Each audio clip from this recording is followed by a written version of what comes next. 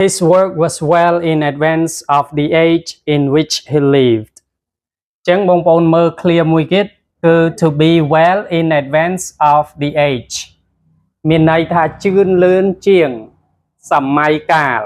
អូខេជឿនលឿនជាងសម័យកាលចឹងបើបងប្អូនចង់ប្រើ time ក៏បានដែរណានេះដូចឧទាហរណ៍នេះចឹងណាអូខេចឹងស្នាដៃរបស់គាត់ជឿនលឿនជាងសម័យកាលដែលគាត់បានរស់នៅទៀតនោះឃើញទេ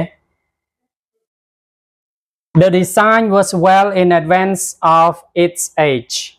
ការរចនាបថមានភាពជឿនលឿនជាងសម័យកាលរបស់វាទៀតផងណា To be well in advance of age of the age អូខេ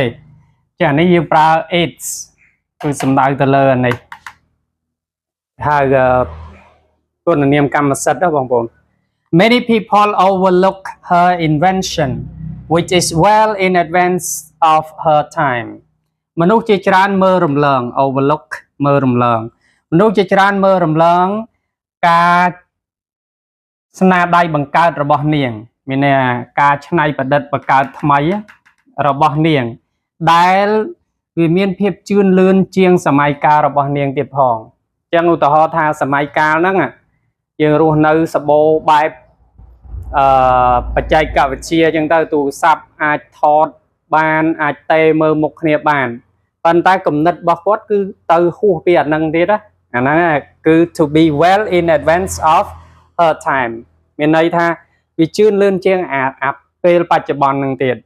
មិនតាន់កន្លែងហ្នឹងអញ្ចឹងសំណងហ្នឹងយើងអាចទៅសេចេះមកណា to be well in advance of to be well in advance of the age ជឿនលឿនជាងសម័យកាលអូខេជឿនលឿនជាងសម័យកាលអញ្ចឹង to be បងប្អូនបំបែកតាមជាក់ស្ដែងមក His thinking was well in advance of the age he lived in ការគិតរបស់គាត់គឺជឿនលឿនជាងសម័យកាលដែលគាត់បានរស់នៅទៀតផងណាប៉ុន្តែគេមើលរំលងអីចឹងទៅឧទាហរណ៍ណាអញ្ចឹងសរុបមកវិញនៅក្នុង